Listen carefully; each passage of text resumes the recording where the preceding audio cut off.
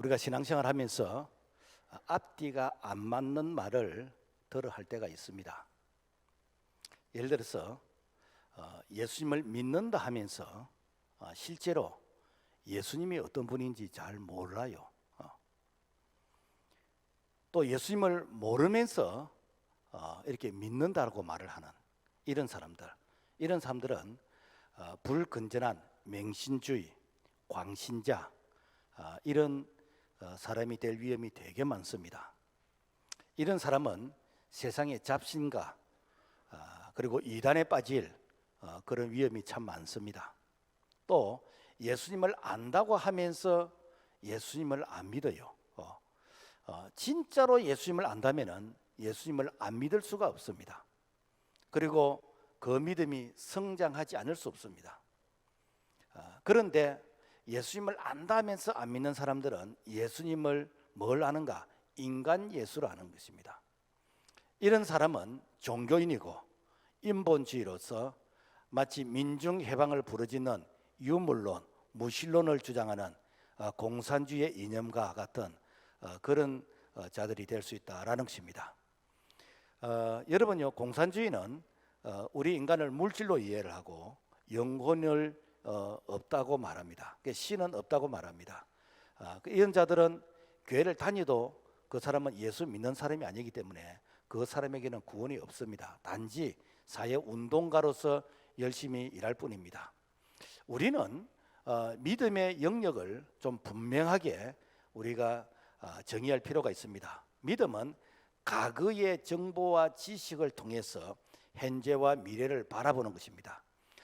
그리고 그 믿는 바를 내가 실천한다면 그 믿음은 살아있는 믿음이 되는 것입니다. 예를 들어서 어제 비가 왔다. 이것은 과거의 사실에 대한 어떤 정보입니다. 아무도 어제 비가 온 것을 믿습니다. 그렇게 말한 사람 없습니다. 만약에 어제 비가 온 것을 믿습니다. 이렇게 말한 사람은 어제 비가 온 것을 안 믿는 사람입니다. 어제를 모르는 사람이요. 반면에 기상청에서 내일 비가 온다라고 정확한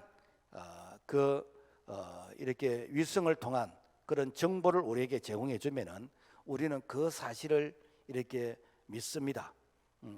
그래서 믿는 사람은 비가 온다고 했기 때문에 우산을 준비한다든지 나름대로 비가 오는 것에 대해서 대비를 하게 됩니다. 이런 것들이 무엇인가? 바로 바라보는 믿음, 과거를 통해서 현재와 미래를 이렇게 바라보는 믿음이다라는 것입니다. 많은 그리스도인들이 믿음을 말하면서 자기가 뭘 믿는지를 모르면은 이것은 어리석은 사람이고 이것은 바로 어리석은 그런 믿음이다라는 것입니다. 우리가 성경이 하나님의 말씀으로 안다면은 당연히 하나님을 알아야 됩니다. 그리고 그 말씀에 순종해야 됩니다. 그 말씀에 순종한다면은 믿음의 역사가 있습니다. 그런데 말씀에 순종하지 않는다면은 솔직히 믿음 없는 사람입니다. 하나님을 모르는 사람입니다. 그래서 성경은 우리에게 온전한 믿음을 요구합니다. 에베소서 4장 13절 우리가 다 하나님의 아들을 믿는 것과 아는 일에 하나가 되어 온전한 사람을 이루어 그리스도의 장성한 분량이 충만한 데까지 이르리니. 그러니까 하나님을 알고 하나님을 믿으면은 장성한 분량까지 자란다는 것이죠. 이것이 바로 믿음의 역사인 것입니다.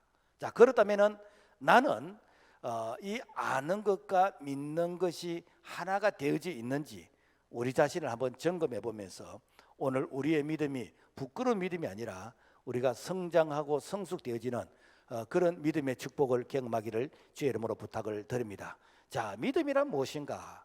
많은 사람들이 믿습니다. 믿음 주시옵소서 그 얘기합니다. 사실 믿음은요, 사실 그렇지 않아요. 믿음은 무엇인가? 지정의다. 무엇인가 하면은 사람의 마음에는 지성이 있고 감성이 있고 의지가 있습니다. 그래서 하나님은 이 지성과 감성과 의지를 통해서 우리의 믿음이 성립되기를 바라는 거예요. 첫째, 하나님을 아는 지성이 바로 믿음의 조건입니다. 그래서 로마서 10장 17절 믿음은 들음에서 나고 들음은 그리스도의 말씀으로 말미암느니라. 그러니까 믿음은 반드시 믿는 바 믿음의 대상이 있고 그 믿음에 대한 지식, 정보가 있어야 됩니다. 예를 들어서 서울대학교 서울에 있다라기보다는 서울 관악구 신림동 그리고 산 56-1번지에 있다는 것을 아는 것은 지식입니다. 그런데 그 대학이 어디 있다고 안다고 해서 그 사람이 대학을 다니는 건 아닙니다. 마치 우리가 성경에 있는 지명, 인명, 숫자, 연대를 많이 안다고 믿음이 있는 거 아닙니다. 안다는 것은 지식의 보편적인 정보입니다. 내가 안다고 하면서 안 믿는 사람, 이것은 성경은 귀신의 믿음이다.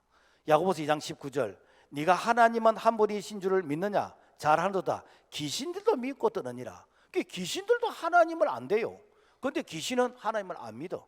그러니까 오늘 우리가 하나님을 안다고 하면서 하나님을 안 믿는 것은 그거는 귀신의 마귀의 믿음이다. 자, 그렇다면 우리가 하나님을 안다라는 것은 이것은 하나의 지식의 우리가 정보인데, 이 지식의 정보에서 우리가 하나 더 감정을 우리가 거기에다 이렇게 더해야 된다라는 것입니다. 그래서 믿음의 조건은 이렇게 지성만 있을 게 아니라 감성, 마음으로 동의하는 감성이 있어야 된다. 하나님을 지식으로 알았다면 이제는 그 말씀에 아멘, 아멘 동의해야 됩니다. 마치 설교를 들을 때 우리가 감동을 받고 찔림을 받고 내가 또 감격하고 눈물을 흘리고 참 어쩔 줄을 모르는, 또 경우에 따라서는 성령 세례를 받고 내가 방언을 받고 은혜를 받았다고 많은 사람들에게 간증을 하게 되어집니다. 그러나 이것이 믿음의 전부가 아닙니다. 마치 서울대학교에서 입학 설명회를 합니다. 그래서 이 서울대학교에 들어오면은 어떻게 되고 막 이렇게 설명을 들으니까 가슴이 뜨거워져요. 그래서 내가 당장 내가 학원에 내가 등록해야 되겠다. 그래서 장류는 하버드 수학학원이 좋습니다. 그리고 이 내가 수능 몇 점 이상을 내가 받아야 되겠다. 고등학교 내신 1등급을 내가 받아야 되겠다. 중요한 것은 이렇게 결심을 했다 해서 내가 대학 다니는 게 아니라는 거예요. 내가 은혜를 받고 내가 이렇게 살아야지, 내가 이렇게 살아야지, 내가 결단을 했다 해서 그 사람에게 믿음이 있는 것이 아니라는 거예요. 여기에서 우리는 행동으로 실천하는 의지가 있어야 됩니다. 자, 하나님을 지식으로 알고 내가 마음으로 신뢰했다면 그러면 실제로 경험되어지는 내가 하나님을 만나야 됩니다. 마치 서울대학에 들어가기 위해서 실제로 내가 어떻게 해야 되는가? 내가 공부해야 되는 거예요. 내가 코피 나도록 공부를 해야 되는 거예요. 그래서 실제로 내가 그 대학에 합격해서 책가방 들고 학교를 다녀야 됩니다. 이것이 무엇인가? 온전한 믿음이다. 온전한 믿음의 완성이다 라는 것입니다. 그래서 야고보서 2장 22절, 너가 보거니와 믿음이 그의 행함과 함께 일하고 행함으로 믿음이 온전하게 되었느니라. 그러니까 이 지성과 감성과 의지가 완성이 될 때 믿음의 역사가 일어난다라는 것입니다. 그래서 성경의 모든 이 기적 같은 이런 믿음의 역사는 바로 이렇게 지성과 감성과 의지가 하나가 될 때, 즉 아는 것과 믿는 것이 하나가 될 때 그때 역사가 되는 거예요. 그러니까 우리가 신앙생활을 오래 해도 내가 이 세 가지가 완성이 안 되면은 사실 믿음의 장애입니다. 믿음의 절름발이에요. 온전한 믿음이 아니에요. 그래서 우리가 성경에서 이 믿음의 역사가 일어난 것이 오늘 이 시대도 일어난다면은 이것은 바로 이 조건이 이루어지게 되는데, 우리가 한 예로 누가복음 5장에 보면은 베드로가 물고기 잡은 사건이 나옵니다. 자, 그래서 예수님께서 시몬에게 깊은 데로 가서 그물을 내려 고기를 잡으라. 그래서 깊은 데로 가서 그물을 내려 고기를 잡으라, 이거 자체는 무엇인가? 지식입니다. 지식, 내가 들었습니다. 자, 그 다음에 시몬이 대답하여 가로되 선생이여, 우리들이 밤이 맞도록 수고했을 때 얻은 것이 없지만은 말씀에 의지하여 그물을 내리리라. 이것은 무엇인가? 내가 예수님의 말씀에 내가 반응하는 것입니다. 내가 감성으로 내가 어글이 동의하는 것입니다. 지금 말하면 아멘입니다. 자, 여기까지를 사람들은 믿음이라고 생각하는 거예요.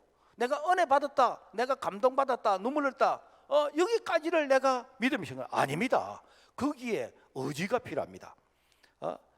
누가복음 5장 6절 그렇게 하니 고기를 잡은 것이 심이 많아 그물이 찢어진지라. 그렇게 하니 실제 내가 액션 행동을 취했다는 것입니다. 그렇게 했더니 그야말로 이 그물이 찢어지도록 고기가 많이 잡게 되어졌다라는 것입니다. 이게 무엇인가? 믿음의 완성이에요.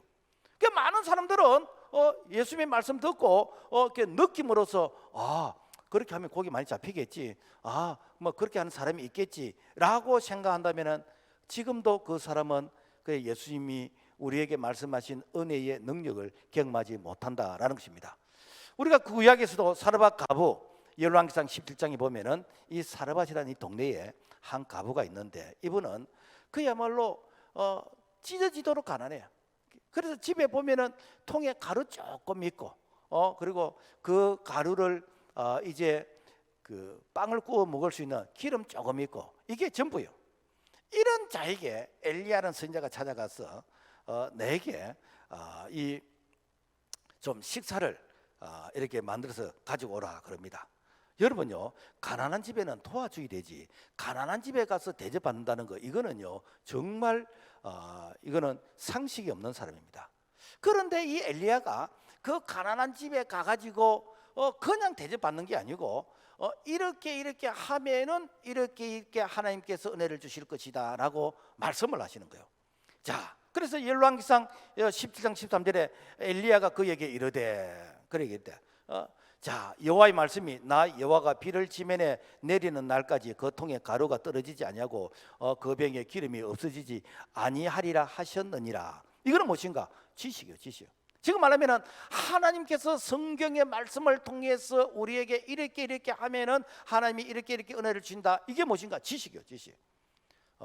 그래서 이 말씀을 우리가 들었는데 이 말씀에 대한 반응이 무엇인가? 이게 아멘이요, 아멘.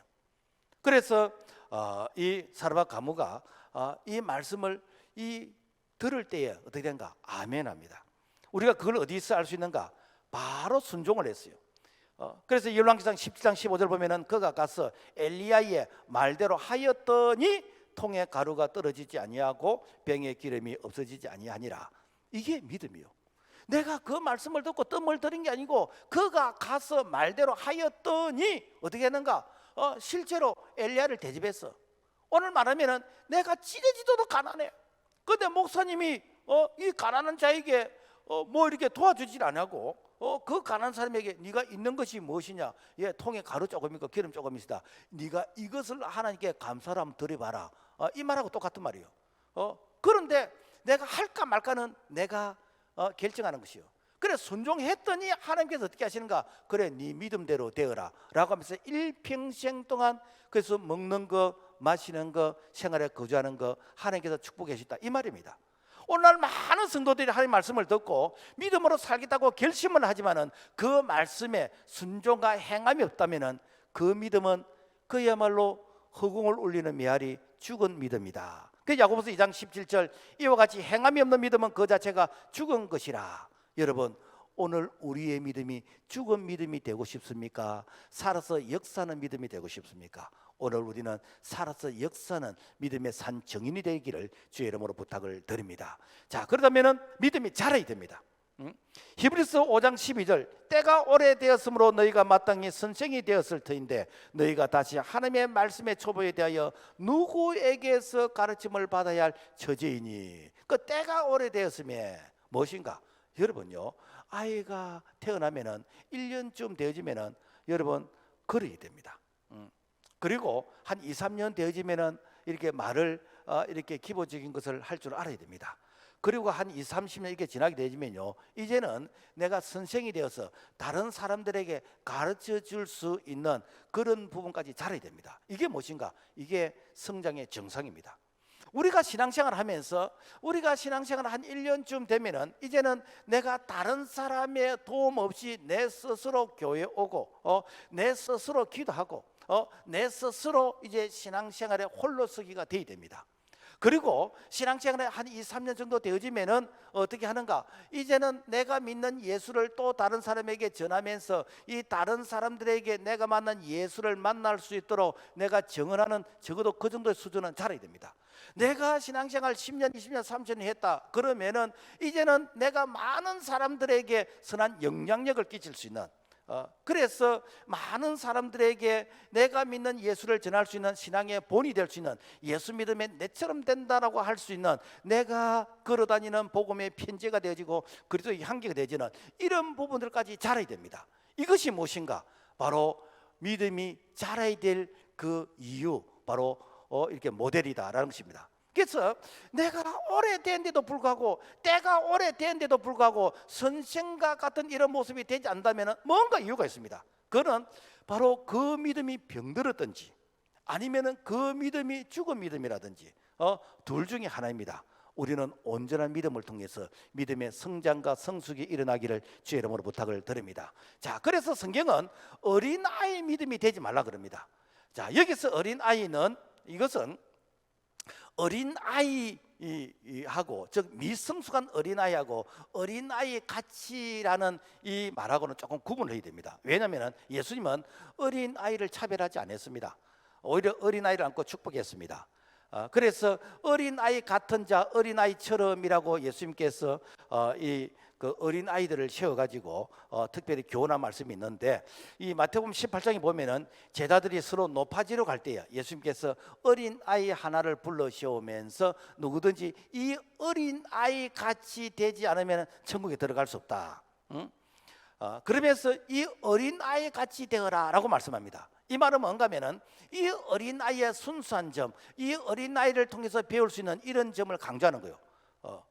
그래서 이 예수님이 말씀을 전할 때에 그때 어린아이들이 그 말씀을 이렇게 듣기 위해서 예수님께 가까이 올 때 어른들은 너희들은 떠나가라, 어른들이 이렇게 말씀을 들어야 되지, 너희들은 도움이 안 된다라고 하면서 어른들은 어떤 조건에 의해서, 이해관계에 의해서 예수님을 따르려고 했고, 어린아이들은 순수한 마음으로서 예수님을 따르려고 했습니다. 그래서 예수님께서 이런 어린아이들을 영접하고 받아주고 이런 아이들을 너희들이 이렇게 거절하지 말라, 천국은 이렇게 순수하게 예수님을 따르는 이런 자의 모습이다 라고 하시면서, 그래서 지극히 작은 자를 섬기는 것이 천국의 큰 자라고 하면서 어린아이들을 예수님께서 축복하셨습니다. 그런가 하면은 이 어린아이 믿음이란, 이것은 정신적으로, 육체적으로, 영적으로 미성숙한 이런 상태를 바로 어린아이의 믿음이다 라고 말하고 있습니다. 그래서 고린도서 13장 11절, 내가 어렸을 때는 말하는 것이 어린아이와 같고 깨달은 것이 어린아이와 같고 생각하는 것이 어린아이와 같고 장성한 사람이 돼서는 어린아이의 일을 버려놓으라. 여기서 이 어린아이라는 것, 이것은 나이가 어리다는 게 아니에요. 나이가 어른이라 할지라도 이렇게 어린아이가 될 수 있습니다. 또 나이가 어린다 할지라도 장성한 그런 믿음의 사람이 될 수가 있습니다. 그래서 이 어린아이는 그야말로 단단한 음식을 못 먹어요. 이게 이제 돌진한 이런 아이들 뭐 식당에 데리고 가서 뭐 LA 갈비나 뭐 삼겹살 구워주면요, 뭐 조금은 먹을 수 있겠지만 여하튼 아직 소화 기능이 약하기 때문에 배탈이 납니다. 그래서 이런 아이들은 이렇게 젖을 먹어야 되는 거예요. 아니면 이유식 같은 부드러운 음식을 먹어야 됩니다. 그래서 히브리서 5장 12절 말씀 보면은 단단한 음식은 못 먹고 젖이나 먹어야 할 자가 되었도다. 이는 젖을 먹는 자마다 어린아이니 의의 말씀을 갱마지 못한 자요. 그러니까 젖은 무엇인가? 부드러운 음식, 소화가 잘 되는 그런 음식. 가끔 어른인데도 불구하고 젖병을 물고 있는 그런 사람이 있다면은 여러분 어떻게 생각하겠습니까? 참 이렇게 어린아이라고 우리는 아마 그렇게 생각할 것입니다. 그러니까 이런 사람은 어떠냐면 늘 이쁘다고 해줘야 됩니다. 이런 사람은 늘 관심을 가져주고 자기에게 관심을 가지고 넘어지면 이렇게 줘야 되는 것이고, 그래서 잘못해도 잘했다고 이게 엉덩이 두드려 줘야 되고 늘 그 사람 중심으로 이렇게 관심을 가져야 됩니다. 그러니까 이런 사람들에게 이렇게 주의를 거룩하게 지켜야 된다, 이렇게 하나님 나라를 위해서 이렇게 봉사하고 헌신해야 되고 그리고 기도해야 되는 것이고, 그리고 이렇게 헌금해야 되고 선교사를 도와주고 어른 사람 소화가 되고 이런 말을 하면은 와, 이는 그야말로 체하겠다, 소화가 안 된다, 단단한 음식을 느끼는. 이거는 왜 그런가? 내가 영적으로 어리기 때문에 아직까지 거기까지 도달하지 못했다라는 것입니다. 그러면 내가 어린아이인지 장성한 사람인지 우리가 자신을 이렇게 점검해 볼 수 있는데, 그래서 히브리서 5장 14절 보면은 단단한 음식은 장성한 자의 것이니 그들은 지각을 사용함으로 연단을 받아 선악을 분별한 자들이니. 그러니까 장성한 자는 이것은 영적으로 어른이라는 거예요. 그러니까 나이가 이렇게 어린이라 할지도 어른이 될 수가 있고 청년이라 할지도 어른이 될 수가 있습니다. 그래서 내가 비록 육신적으로는 호적의 나이가 좀 어리다 할지라도 믿음이 성장한 이런 사람들은 장성한 어른이요. 우리 교회 이 왕의 자녀학교 이렇게 정상적으로 쭉 이렇게 자란 이 자녀들을 보면요, 이게 청년이도 불구하고 이 되게 어른스러운 이런 모습이 들어 있습니다. 그 군대에서 월급 뭐 얼마 받겠습니까? 요즘은 좀 올랐다 그러는데, 근데 군대에서 월급 받아가지고 건축원금도 하고, 군대에서 월급 받아가지고 이렇게 감사원금하고 뭐 11조도 하고, 또 이렇게 우리 왕의 자녀학교 이제 학생들이 쭉 자랐어. 그래서 알바를 해. 그러니까 처음으로 내가 돈을 한번 벌어보는 거라. 그 돈 얼마나 쓰고 싶겠습니까? 그러니까 첫 열매라고 하나님께 드리는 거예요. 그리고 또 첫 직장에 가서 그 직장에서 그 첫 월급을 모아가지고 이것을 또 첫 열매 하나님께 드리는 거예요. 이게 왜 그런가? 내가 어릴 때부터 신앙이 쭉 자라가면서 하나님 중심으로 내가 믿음의 신앙생활을 한다라는 이런 사실은 고백인 것이죠. 자, 그래서 이 나이가 이 청년 젊다고 해서 무조건 어린 것이 아니고, 이 믿음은 장성한 분량까지 성장한 자의 이런 성숙한 모습이다라는 것입니다. 그래서 성경은 신앙의 성숙을 요구합니다. 그래서 고린도서 13, 11절 내가 어렸을 때는 말한 것이 어린아이 같고 깨달은 것도 어린아이 같고 생각도 어린아이 같지만은 그래서 장성한 사람들에 대한 어린아이 일을 버리노라. 그래서 오늘 내가 어린아이 취급을 당할 것인가, 내가 장성한 분량으로 자랄 것인가, 이것은 우리의 신앙의 성장 성숙에서, 그래서 내가 세월이 지나면은 이제 선생이 되어지는, 그래서 어린애 짓을 하는 것이 아니라 내가 이제는 좀 어른스러운 이런 모습으로 자라가야 되겠다. 그래서 요한복음 10장 3절 영생은 곧 유일하신 참 하나님과 그의 버리신 자 예수를 아는 것이라. 그래서 내가 이제 자라기 위해서는 어떤가? 예수에 대해서 알아야 되는 거예요. 그러면 예수를 안다는 게 무엇인가? 많은 분들이 우리 교회에서 이렇게 양육의 프로그램을 쭉 이제 따라오면은, 그러면은 내가 뭘 안다라서 그냥, 그거는 사실상 프로그램을 통해서 아는 것입니다. 지식을 통해서 아는 겁니다. 진짜 아는 것은 무엇인가? 내가 아는 그 예수를 성령으로 깨닫게 되는 것입니다. 즉 하나님께서 그 말씀이 우리 속에 깨달아지는 이 말씀은 우리의 가슴에 잘 박힌 목각같이 빠지지를 않는, 일평생 동안 이 말씀이 우리 마음속에서 이렇게 살아있는, 우리 마음속에 이렇게 그대로 새겨져 있는, 이게 무엇인가? 바로 성령께서 깨닫게 해주시는 말씀이에요. 그래서 이걸 갖다가 다른 말로 뭐라는가? 성령 체험이다. 성령 체험이다. 그래서 예수님께서 제자들에게 너희들이 예루살렘을 떠나지 말고 아버지 약속하신 기다리라. 요한은 물로 세례를 받지만 너희들은 성령으로 세례를 받을 것이라. 그래서 담임 목사가 늘 우리에게 하는 말이 성령 충만 받아야 됩니다. 성령 세례 받아야 됩니다. 이 말은 뭔가 하면은 성경에 기록되는 이 말씀을 내가 지식으로 알았는데 이제는 이 말씀이 하나님의 음성으로 들려지는, 하나님의 말씀으로 내 가슴에 새겨지고 이 말씀이 살아서 역사하는 그 말씀이 무엇인가? 내가 예수를 안다, 하나님을 안다, 성경을 안다라는 그 안다라는 것은 체험적으로 안다라는 그 말씀이에요. 이게 무엇인가? 신앙의 성장과 성숙인 것이에요. 그래서 우리의 신앙이 자라야 됩니다. 그래서 어디까지 자라야 하는가? 성장 목표는 에베소 4장 14절 우리가 이제부터는 어린아이가 되지 아니하여 범사의 거래까지 자랄지라 그는 머리니 곧 그리스도시라. 그래서 우리의 신앙이 자랐는데 어디까지 되는가? 이 장성한 분량, 장성한 분량이 무엇인가? 예수 그리스도 그분에까지 자라야 된다라는 것입니다.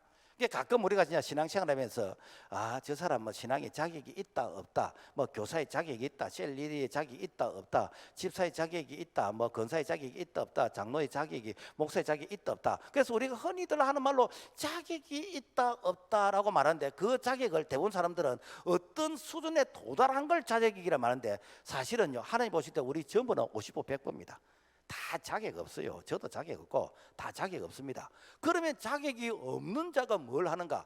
우리는 그리스도의 장성한 분량의 자격에 이르도록 하기 위해서 끊임없이 우리는 기도하고 배우고 훈련받고 노력하고, 그야말로 하나님 부르실 때까지 계속해서 우리는 달려가는 것입니다.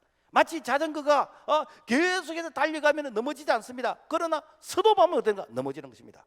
나는 자격이 있다는 그 순간 그 사람은 넘어진 사람입니다. 우리는 하나님의 부르심을 그대가 계속해서 자라가야 됩니다. 이게 무엇인가? 바로 자격을 이게 갖추는 사람입니다.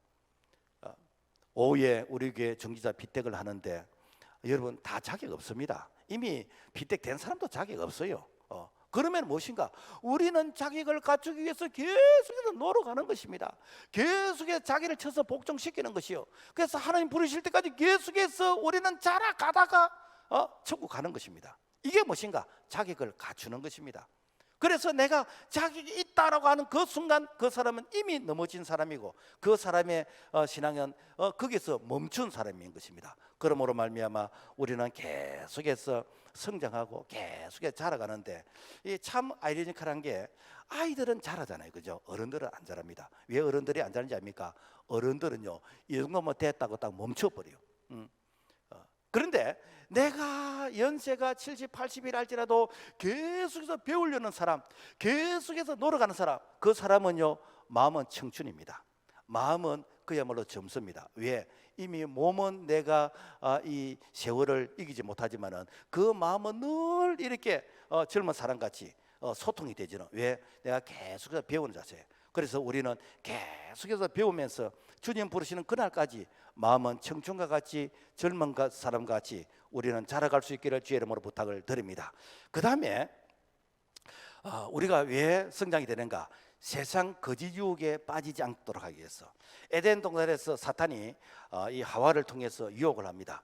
자, 네가 선악과를 먹으면 눈이 밝아서 네가 하나님처럼 된다라고 말합니다. 그런데 하나님은 뭐라고 말씀해서 선악과를 먹으면 반드시 죽으리라 그랬습니다. 그런데 사탄은 뭐니까? 안 죽는다, 눈이 밝아서 하나님처럼 된다. 그런데 사실 하나님께서 선악과를 먹으면 반드시 죽는다, 이 말을 누구에게 했는가? 아담에게 했습니다. 아담은 하와에게 가르쳐야 되는데, 내가 볼 때 대충 가르쳤든지 아니면은 대충 들었든지, 이 전달 과정에서 이게 정확하게 이 말씀을 이렇게 숙지를 안 한 것 같아요. 그러니까 되는가? 이 하나님의 이 말씀을 정확하게 들었으면은 아니요라고 거절했을 텐데, 그 말씀을 딱 듣고 보니까 보암직스럽고 먹음직스럽고 지혜롭게 할 만큼 탐스러운 나무로 보여진지라. 그래서 여자가 본적 그때부터 이미 내가 타락하게 되어지는, 즉 그 선악과를 내가 탐욕하게 되어지는 그런 마음이 내 마음속에 일어나게 되어졌다라는 것입니다. 여러분요, 어린아이 특징이 무엇인가? 유혹에 잘 넘어갑니다. 유혹. 그래서 에베소 4장 14절, 사람의 속임수와 간사한 유혹에 빠져 온갖 교훈의 풍조에 밀려 요동하지 않게 하려니라. 그래서 어린 아이들은, 영적으로 미숙한 사람들은 이런 사탄의 유혹을 딱 받으면요, 그야말로 내가 이게 흔들리게 되어지는, 그야말로 내가 마음이 이렇게 요동을 치게 되어진다라는 것입니다. 2022년 18세 미만의 유괴 건수가 어느 정도 될까? 제가 인터넷에 통계를 보니까 2만 건이죠. 2만 건. 그런데 이 유괴범들이, 이 유괴 수법이 뭐 잔인한 게 아니에요. 그냥 평범합니다. 그냥 평범합니다. 집 좀 가르쳐 달라고 하면서 자기 집으로 유혹을 하는 거예요. 그 아이들에게 심부름을 시키면서, 돈을 주고 심부름을 시키면서 그 위험한 곳으로 심부름을 이렇게 유혹을 합니다. 그리고 자기 집에 예쁜 인형 있는데 인형 주겠다 하면서 이렇게 집으로 데리고 가는 거예요. 자기 집에 이렇게 무슨 이 애완용, 또 이렇게 뭐 파충류 이런 것을 키우는데 이거 보여주겠다고 하면서 데려가는 거예요. 여러분요, 우리가 생각할 때 그냥 일상 속에서 있을 수 있는 그런 평범한 얘기처럼 들립니다. 영적으로 사탄의 유혹이 그렇다는 거예요. 이 사탄이 성도를 유혹할 때에 여러분 뭐 이렇게 대단하게 죄를 짓도록 그렇게 하는 게 아닙니다. 신앙은 자유니까 네가 교회 가고 싶으면 가고 가기 싫으면 안 가도 된다. 네 인생은 네 것이다. 그래 뭐 내 중심으로 살도록 유혹을 하는 것입니다. 그 말 들어보니까 그럴 것처럼 보여. 그래서 주일 예배 한 번쯤은 빠져도 돼. 근데 한 번이란 게잖아요, 그죠? 근데 사실은 이 한 번이요 앞뒤로 하면은 14일이 됩니다. 그러니까 2주일 빠지면요 한 달 결석하는 것 같습니다. 그러니까 사탄은 그런 식으로 우리를 유혹한다니까. 이렇게 헌금 안 해도 돼. 네가 벌었으니 네 것이야. 그러면서 어떻게 되는가? 이 헌금을 마치 하나님에게 이렇게 동량하는 것처럼 교회 기부하는 것처럼 합니다. 헌금은 그런 뜻이 아니에요. 하나님의 주권을 인정하는 것입니다. 만물이 주에게서 왔고 주로 말미암고 주에게로 돌아갑니다. 주신 자도 여호와시요 취하실 자도 여호와시요 여호와 이름이 영광을 받으시옵소서. 그러니까 하나님의 것이라고 인정하는 이게 헌금이지 뭐 우리에게 뭐 이렇게 지갑을 열어서 빼앗는 그게 아니에요. 네가 하나님의 것이라고 인정하느냐 그거요. 또 사탄이 아이고 뭐 맨날 담임 목사님 설교만 들으니까 궁금하고 지루하지. 그래서 유튜브에 들어가면 설교가 거의 홍수야. 지금 말하면 이런 말이요. 집밥만 먹으니까 이렇게 지루하지. 이렇게 자주 외식을 해. 그런 말이요. 그런데 우리가 외식도 우리가 가끔 하면은 맛있고 좋잖아. 그런데 매일 하면요, 이거 여러분 정말 이렇게 걱정될 때가 있습니다. 자, 그래서 우리를 향해서 유혹을 할 때 이 유혹을 우리가 거절할 줄 아는 거, 이것이 장성한 사람이에요. 제4공화국 때, 그러니까 박정희 대통령이 이렇게 집권한 그 시절에 이 박정희 대통령은요 가끔 장군들을 청와대로 불러서 그래서 이렇게 파티를 한대요. 그러니까 파티를 하면은 이 대통령이 이 장군들에게 술을 한 잔씩 이렇게 쫙 이렇게 따라준대요. 그러면은 이 장군들이 대통령으로부터 술 한 잔 받는 이게 그야말로 평생의 영광이에요. 그런데 그때에 어떤 한 장군이 각하, 저는 기독교인입니다. 저는 예수님을 믿기 때문에 저는 술을 마시지 않습니다. 술 대신 제게 콜라나 사이다를 주십시오. 갑자기 이 사이다나 이 콜라가 준비가 안 돼 있어. 그 술을 한 잔씩 따라주는데 분위기가 산란해지는 거예요. 옆에 있는 동료들이 야, 저 멍청한 게 지 혼자 교회 다니나, 우리도 다 교회 다니는데. 그러면서 너는 이제 옷 벗어야 된다. 너는 이것으로서 너는 끝이다. 그러면서 사람들이 걱정을 하는 거예요. 이분이 아이고 내가 배란개 달았는데 내가 준장인데 그 뭐 여기까지도 뭐 올라온 게 하나님의 은혜인데 뭐 옷을 벗으면 어때? 내가 죄를 지어서 옷을 벗는 게 아니고 내가 하나님의 영광을 위해서 살려고 하다가 내가 벗는다면 벗는 것이지. 그런데 이 박정희 대통령이 이런 말을 해야 돼. 네가 진짜 기독교인이다. 그러면서 옷을 벗는 게 아니라 그 다음날 청와대로 오라고 해서 다시 이렇게 갔는데 가니까 이 준장에서 소장으로 진급을 시켜줘요. 그리고 육군 본부 작전 참모 부장으로 영전이 되었고 3군 사령부를 창설해서 그 임무를 담당하는데 이분이 바로 나희필 장군이요. 그러니까 나희필 장군만 그런 게 아니고 항영시 장군이라는 분도 그렇게 했더라고. 그래서 내가 주보에다가 글을 옮겼는데 여러분 이게 무엇인가? 이게 그야말로 내가 하나님의 말씀에 순종할 것인가, 사람의 어떤 그런 유혹에 내가 흔들릴 것인가, 이게 결단하는 것입니다. 그래서 성경 보면요, 그 유혹에 내가 흔들리지 않고 내가 하나님의 말씀에 순종하게 될 때 반드시 하나님께서는 위로해 주신다라는 것입니다. 그래서 사도 바울은 지혜 있는 어린아이가 되지 말고 장성한 사람이 되라. 고린도서 14장 20절 형제들아 지혜는 아이가 되지 말고 지혜는 장성한 사람이 되라. 그래서 우리는 지혜가 무엇인가? 하나님의 말씀에 순종할 것인가? 아니면은 세상의 어떤 유행과 어떤 세상의 어떤 사람의 그 말에 내가 어떤 타협을 할 것인가? 바로 여기에서 내가 결단하는 것입니다. 사탄은요 강명한 천사처럼 우리를 향해서 접근할 때에 문화를 통해서 접근하고 뭐 시사의 어떤 그런 이슈를 통해서 접근하는데, 그래서 동성애는 시대의 흐름이다라고 하면서 이 동성애를 막 언론과 매스컴이 이렇게 이 가장에서 보도합니다. 그 대구에서는 케어 축제를 해야 된다 말아야 된다. 그래서 대구 시장은 하면 안 된다 그랬고, 경찰서에서는 그거 이렇게 뭐 허락을 해주고 이래서 이 경찰과 이렇게 대구 시장과 이렇게 충돌이 일어났던 이런 부분들이 지금 이제 사회에 참 많은 이슈가 되어지는데, 여러분 왜 이런 현상이 생깁니까? 너무 동성애 케어 축제를 미화시켜 놨어. 마치 이게 시대의 대세인 것처럼 사람들에게 이렇게 현혹을 시켜놨습니다. 여러분요, 나는 이게 동성애와 케어 축제하는 이 지지하는 사람들에게 묻고 싶어. 당신 자녀가 그야말로 이 팬티만 입고 돌아다니는 거 그걸 원하겠는가? 당신 자녀가 그래서 이 며느리라고 데리고 갔는데 아들을 데리고 오고, 사이라고 데리고 왔는데 여자를 데리고 가고, 그걸 그래 환영하겠는가?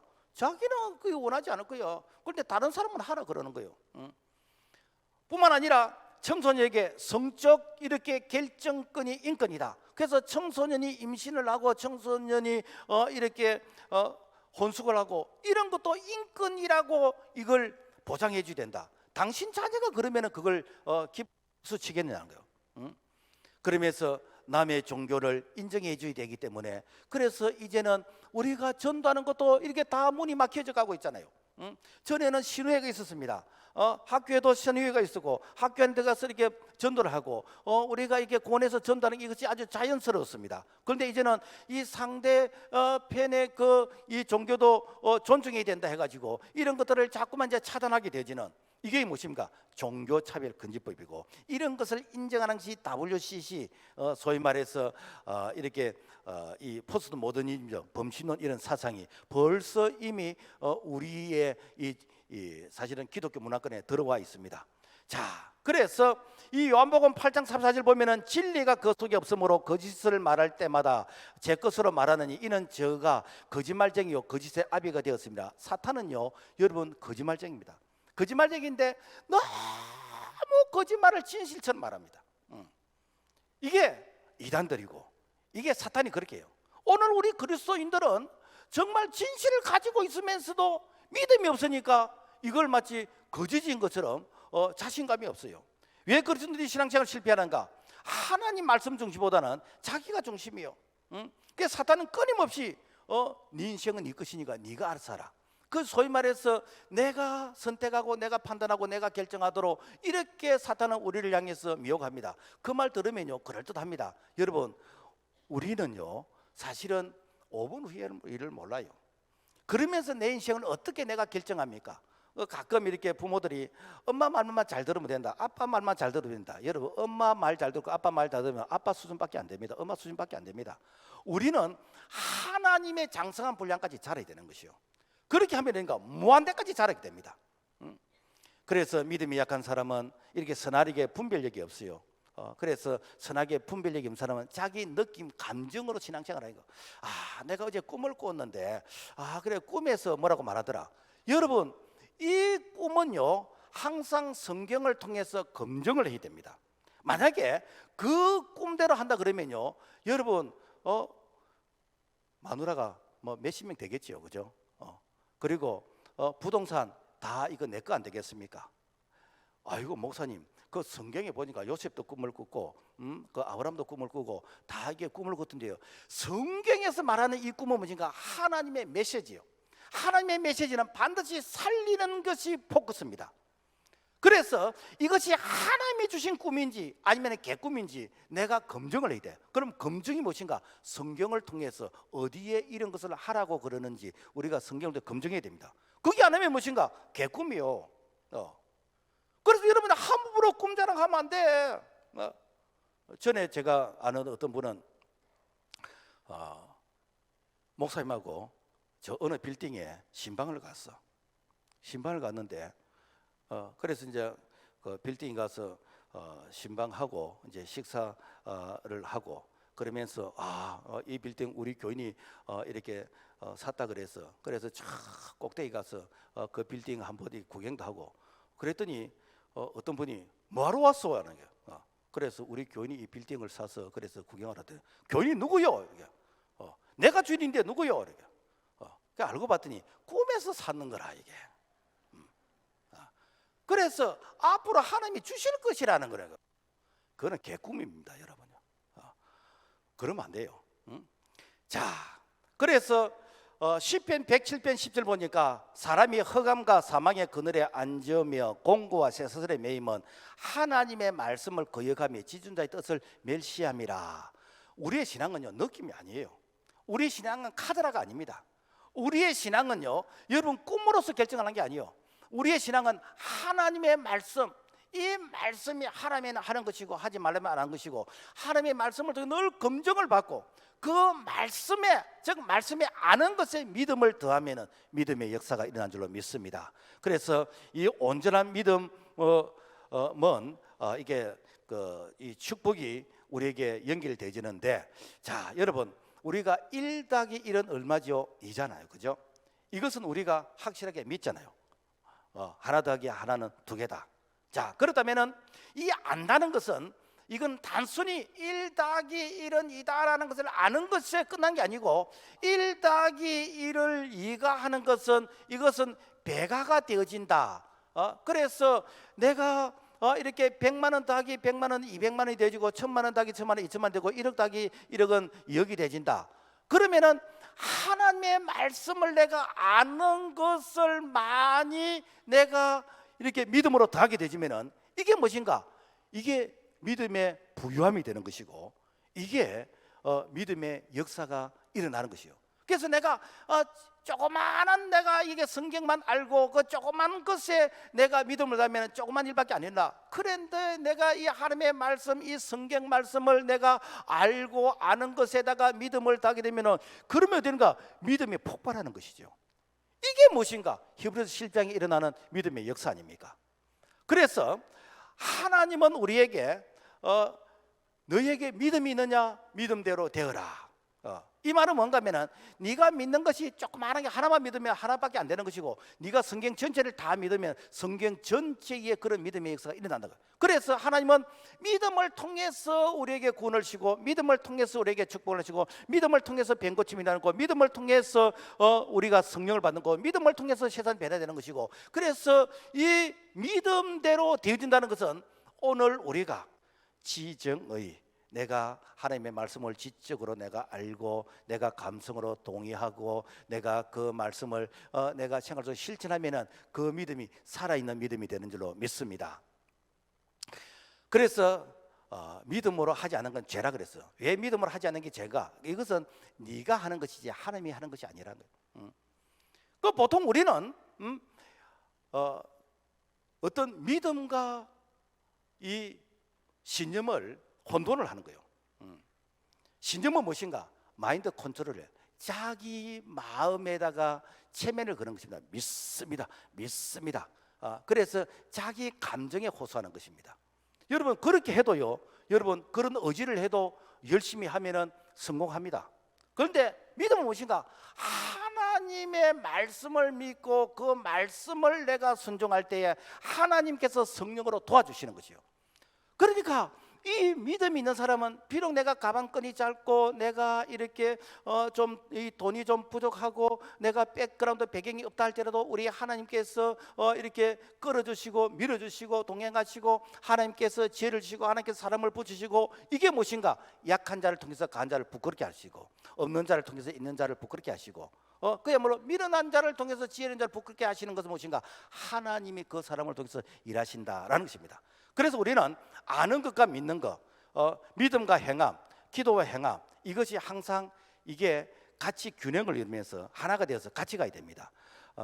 이제 여름 되면은 이게 그 뱃놀이 하고 그렇게 하잖아요, 그죠?